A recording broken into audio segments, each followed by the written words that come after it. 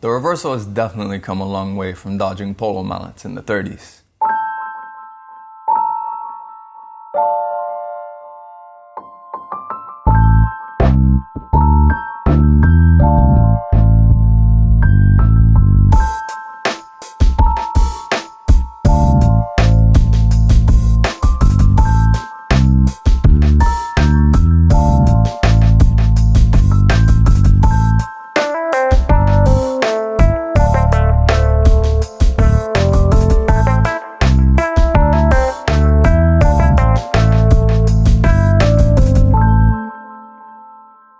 Hi everyone and welcome to Shaluso. And yes, today we're going to be talking about a Jaeger LeCoultre Reverso. But first, I'd like to give a big thanks to Timepiece 360 in Dubai for lending in this Reverso that we're going to be featuring today. And that is the Jaeger LeCoultre Grande Reverso Calendar. The Jaeger LeCoultre Reverso is fast approaching its 90th birthday.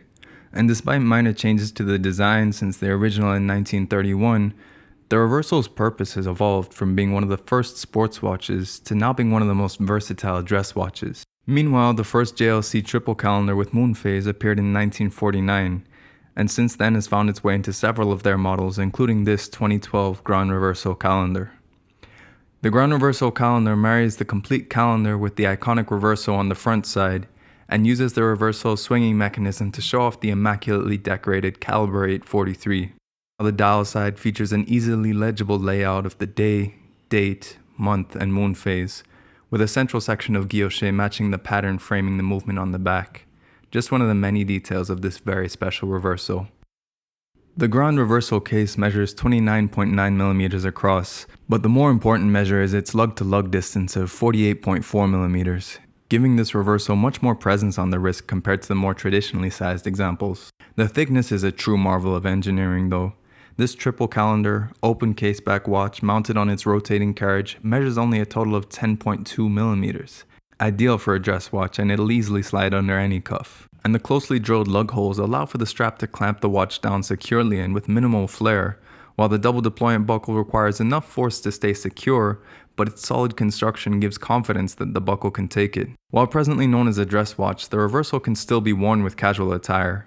It may have fallen behind as a sports watch, but its design can still dress down, and this gives the Grande Reverso much more versatility than other dress watches. However, with only 30 meters of water resistance, it's best kept away from the beach and pool.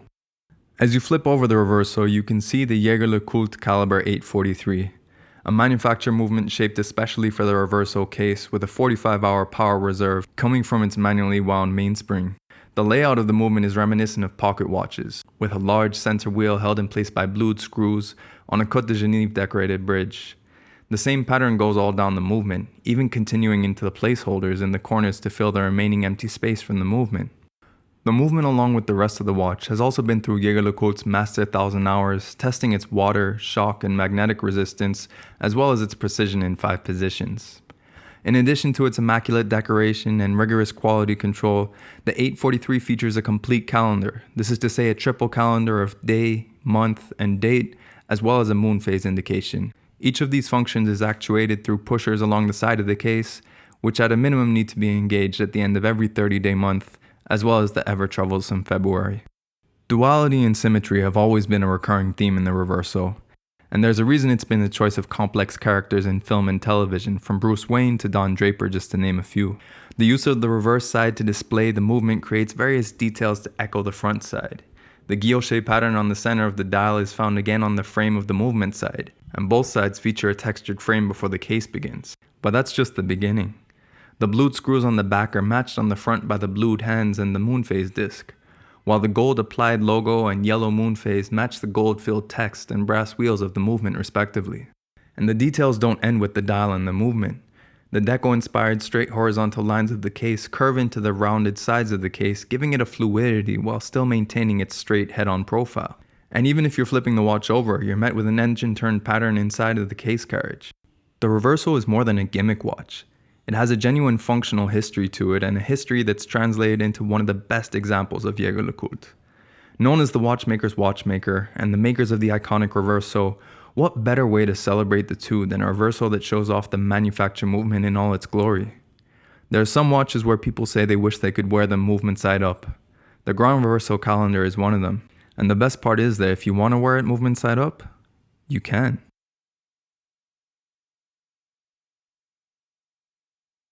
So those are my thoughts on the Jaeger LeCoultre Grande Reverso calendar. And I think this is a great example of what JLC can do with the Reverso platform, in that on the front side, you see all of their technical capability in terms of cramming in a full complete calendar and a Moonphase into a watch that's only 10 millimeters thick, including the backside and the reversing carriage.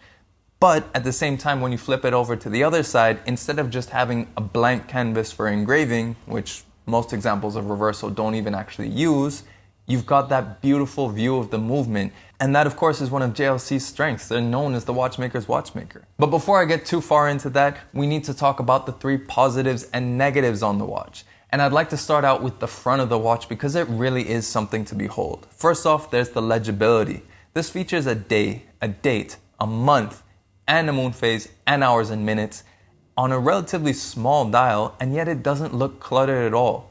At a glance, you can tell the time, see those blued hands telling you exactly what you need to know. But then looking at the date function, it reads perfectly well. It's easy to tell what it's showing. So many watches with complete calendars or triple calendars, they tend to look a little bit crowded. They tend to look like they were clearly an afterthought, whereas this just fits organically onto the Reverso. It really is a beautifully legible dial. And then there's the decoration on the dial. You have that guilloche around the center. There's even a frame all around the dial as well. All those little details that you can just get lost in whenever you look at this watch. It definitely gives you a reason to look at this watch, even if you don't need to know what time of date it is. The second highlight of this Reverso is its winding feel. Now this is a manual wind watch with 45 hours of power reserve and a lot of information that can only be changed by annoying little pushers. So definitely this is a watch you'd want to keep wound most of the time, and if it's your only watch, you're going to be doing this pretty much on a daily basis, if not every other day. So I think winding feel is extremely important. If you're going to have that tactile relationship with your watch, you need to be able to get a lot of feedback so that you know where it is in the winding cycle, but also just the satisfaction of it. Feeling that nice click, it really shows you that you have a quality product. And I'd expect nothing less from a company like Jaeger LeCoultre. And then the last positive, and I think this is a great highlight, is the movement decoration.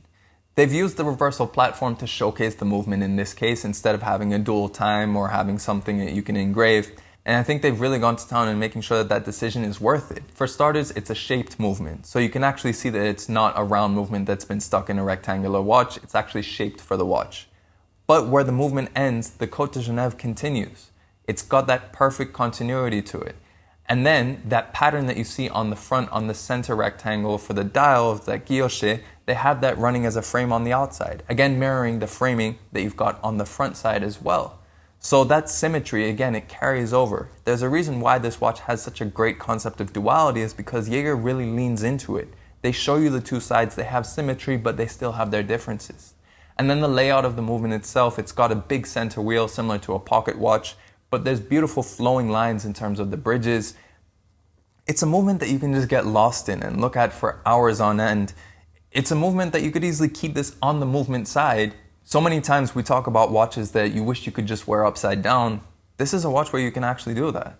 But of course, no watch is perfect, and we need to talk about the downsides to this watch as well. The first one, and it's one that affects pretty much every Reverso, and that is the water resistance. At only 30 meters of water resistance, it doesn't leave you a lot of margin over time for it to lose that. And even at its full capacity, 30 meters means you're probably going to be avoiding water at all costs when you have this watch on. For some people, that's not a big deal. They know it's a dress watch. They're used to that. But for me personally, I don't like having to think twice about if I'm washing my hands, if it's raining too hard. It's one of those things where you just don't want to have that in your mind. And I think at least 50 is a bare minimum to really not have that in your mind at all. The second disadvantage is that it has no running seconds. And I feel what that does is it means that the dial ends up being a little bit lifeless. Not only does it mean that you don't necessarily know that it's running unless you check the escapement on the backside of it, but it's a way for you just to know that that watch is a living thing, so to speak. You know, a lot of the romance of this hobby and a lot of the reason why people tend to prefer mechanical watches over quartz is seeing that sweep. It's got an organic motion to it, and I think it's something where they could have put a center seconds on it Obviously not a sub-dial at the 6 because that's already taken up by the Moonphase and date, but a nice thin center seconds hand could really just add a bit more life to this dial. I think it's a missed opportunity and I don't think it would detract from the legibility of the watch. And then the last disadvantage is that it does have a lot of information that has to be actuated by pushers that you use, either a small tool or a pen, where you might risk scratching the watch, but also it means it's just you can't really change them on the go. More than anything, I feel that a company like JLC could have found a better solution for this.